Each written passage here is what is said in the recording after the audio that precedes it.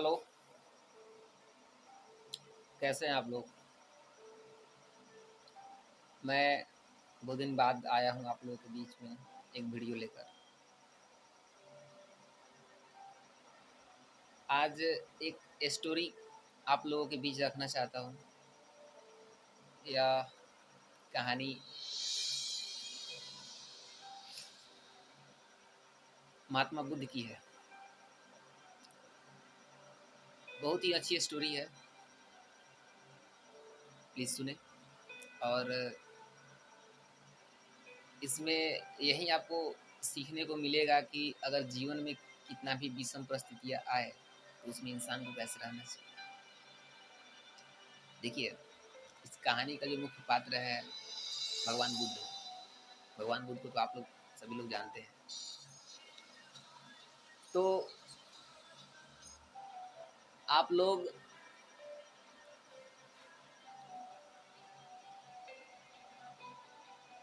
मान लीजिए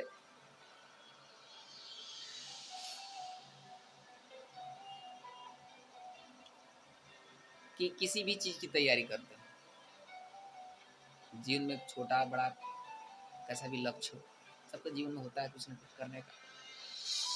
तो उसमें यह कहानी आपको बहुत ज़्यादा सपोर्ट करेगी। देखिए, महात्मा बुद्ध के पास 3 शिष्य थे। तीनों को महात्मा बुद्ध शिक्षा देते थे, पढ़ाते थे। एक समय ऐसा आया, उसमें एक को लगने लगा कि बुद्ध मेरे साथ कुछ भेदभाव कर रहे हैं। तो क्या हुआ कि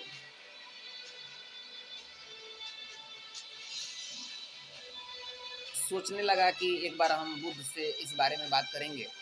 उसको ये लगता था कि भगवान बुद्ध में उस पे कम ध्यान देते हैं, बाकी 2 पे ज़्यादा ध्यान देते हैं। तो क्या हुआ कि वही दिन आया, भगवान बुद्ध से पूछा कि बताइए मेरे में क्या ऐसा कमी आपको दिखता है कि आप मेरे पे कम ध्यान देते हो और बाकी 2 शिष्यों पे ज़्यादा ध्यान देते हो, ऐसा क्यों होता है? भगवान बुद्ध मुस्कुराए। उनको पता था, उनको लगता भी था कि मतलब इस बालक के मन के अंदर क्या चल रहा है। सिद्धियाँ प्राप्त थी उनको।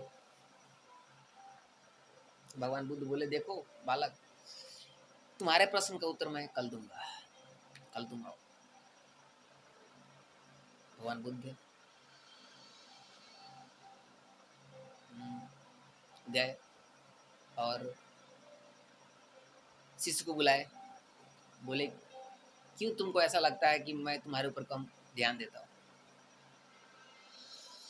तो उसने बोला कि बस ऐसा ही लगता है कि आप मेरे ऊपर कम ध्यान देते हो और जो शिष्य है उस पर ज़्यादा ध्यान देते हो। तो बोले कि मैं तुम्हारे प्रश्न का उत्तर एक कहानी के माध्यम से देना चाहता हूँ, उसको तुम सुनो। लड़का तैयार हो गया, बोला ठीक है सुनेंगे। अब महात्मा बुद्ध उसको एक कहानी सुनाते हैं उसमें। तो अब उस कहानी में एक और कहानी आता है, यानी भगवान बुद्ध अब उसको एक कहानी सुनाते हैं। भगवान बुद्ध कहते हैं उस बालक से कि एक ऋषि थे जो मतलब एक आश्रम में पढ़ाते थे बच्चों को। उनके पास भी 3 ही शिष्य थे। तीनों शिष्यों में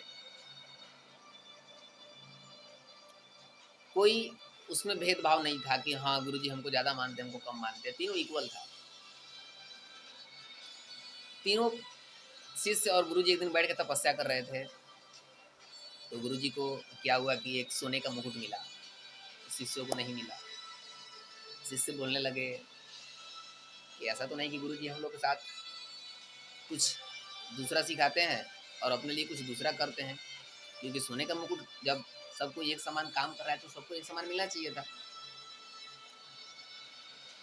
तो तीनों शिष्य गुरु जी के पास इस प्रश्न का उत्तर पूछने गए कि आप हमें इसका उत्तर बताइए, क्यों ऐसा होता है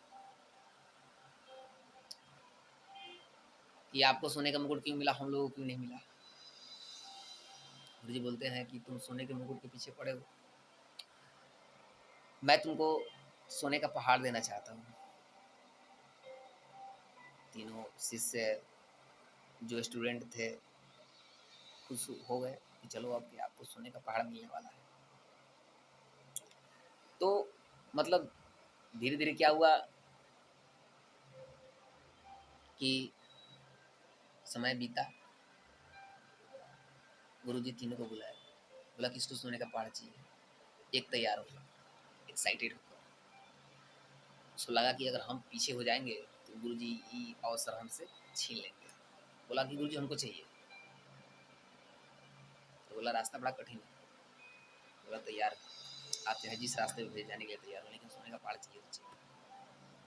मन में बहुत सारा प्लान कर लिया और बताया कि क्या करना होगा बताइए। गुरु जी बोले रास्ता से जाना है जिस रास्ते में कठिनाइयाँ बहुत। तो बोला कोई बात नहीं, हम जाएंगे, आप बताइए। तो बोला एक उत्तर दिशा में सीधे जाओ, सीधे जाना है, कहीं मुड़ना नहीं है, मुड़ोगे तो पहाड़ नहीं मिलेगा तुमको, सीधे रास्ते से जाना है। तैयार को चल दिया, यात्रा प्रारंभ किया। थोड़ी दूर बढ़ा तो हरे भरे मैदान जंगल मिले, रास्ता बहुत सुखमय बीत रहा था, बड़ी मजा आ रहा था इसमें। बोले वाह, रास्ता तो बहुत अच्छा है। कुछ दूर गया तो मरुस्थल मिला जहाँ बालू ही बालू थी। पानी के बूंद के लिए तरसने लगा, प्यास लगी इसको, थक गया था, पानी मिल नहीं रहा था। अब इसके माइंड में आता है कि गुरुजी क्या हमको मतलब भरमा तो नहीं रहे हैं, ये रेगिस्तान में कहाँ से पहाड़ आएगा। जब रेगिस्तान कुछ समय बाद बीतने ही वाला था वो गुस्सा होकर अगुता के आ गया। तो जब आया तो गुरु जी से बोला कि आप हमको कहाँ भेज दिए थे, वहाँ तो बालू ही बालू है, कहाँ कोई पहाड़ पर्वत। बोला ठीक है बैठ जाओ। दूसरे से पूछे तुम जाओगे, हाँ गुरु जी जाएंगे क्यों नहीं, वो गया तो हम काहे नहीं जाएंगे, एकदम जाएंगे।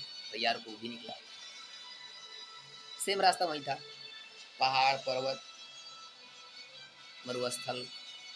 पहले जंगल मिलता था जहाँ पे बहुत आराम मिलता था, फिर आगे बढ़ता था तो वहीं मरुस्थल मिला, फिर उसको भी प्यास लगी। इंसान तो वो भी था ना, उसको भी प्यास लगी। तो क्या हुआ कि मतलब जब प्यास लगी ना, वो निराश नहीं हुआ, उसने कुआं खोदना शुरू किया। कुआं तो नहीं मिला, लेकिन कुछ दूर जब गया तो उसको एक छोटा सा तालाब मिला। मरुस्थल में होता है कहीं कहीं पे थोड़ा बहुत पानी होता है। उसने पानी पिया, आगे बढ़ा, आगे बढ़ा तो एक नदी मिली। नदी में इसको तैरने आता तो नहीं था, इसने नाव बनाया।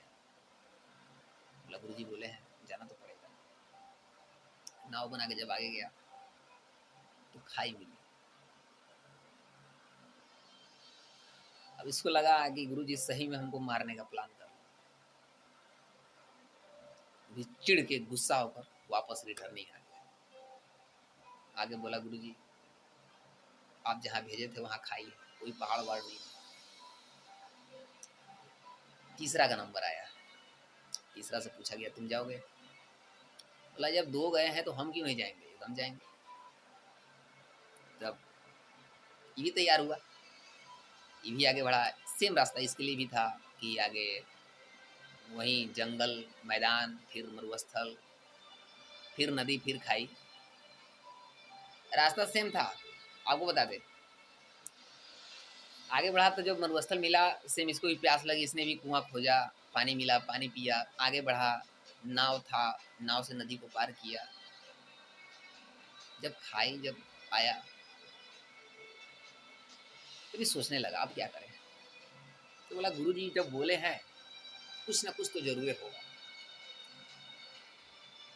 सोना का नहीं होगा, चांदी का ही पहाड़ होगा ना, तांबा का होगा ना, मैं देख के आऊंगा। जब ये आगे बढ़ा, इसको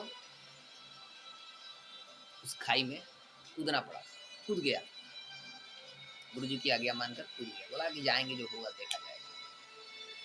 जब उसमें कूदा तो सोने का पहाड़ तो नहीं मिला, एक दलदल मिला। बड़ा अजीब हुआ, दलदल में ही फंस गया, मरने वाली स्थिति इसकी हो गई, प्राण दाव पे लगा दिया, फिर भी नहीं हार रहा। दलदल से निकलने का प्रयास निकला, फिर हिम्मत करके आगे बढ़ा। कुछ दूर जब गया तो वहीं चमचमाता स्वर्ण पर्वत इसको दिखाई दिया। बहुत खुशी हुआ इसको देख, बोला वाह। गुरु जी बोले थे रुको, गया, रिटर्निंग आया। गुरु जी से बोला गुरु जी पर्वत तो मिला, आपने जैसा बोला था वैसा हमको मिला। अब पहले और दूसरे वाले उदास होकर बैठ गए। तब गुरु जी समझाए, तुमको सोने का पर्वत इसलिए नहीं मिला कि तुम जब जा रहा था तुम्हारे माइंड में एक ही था कि हमको सोना चाहिए। रास्ते में गया, परिस्थितियां तुम्हारे अनुकूल नहीं रही, तुम वापस आ गए। दूसरे जब ट्राई किए, वो भी आगे बढ़ा, वो भी जब आगे गया, तकलीफें उसको भी मिली, दर्द वो भी सहा, लेकिन कुछ सीख के आया। तीसरा जब आगे बढ़ा, सारे कंडीशन उसके साथ भी वही था, लेकिन हिम्मत करके आगे बढ़ता गया, उसको पहाड़ दिया।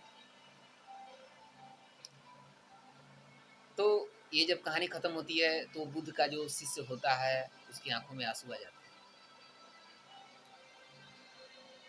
बोलता है गुरुदेव हमको माफ कर दीजिए,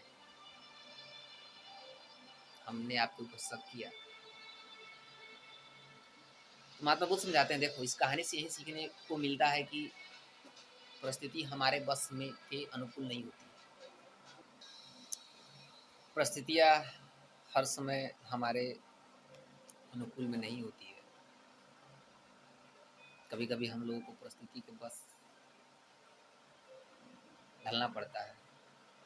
लाइफ की कुछ कंडीशन भी ऐसी है कि जीवन में कभी हरे भरे जंगल, पहाड़, पर्वत मिलेंगे, कभी मरुस्थल मिलेगा, कभी नदी मिलेगी। उस नदी में भी नाव खुद से बनाना होगा, आगे खाई भी मिलेगा, दलदल भी मिलेगा, आगे बढ़ना होगा, हिम्मत कर। देखिए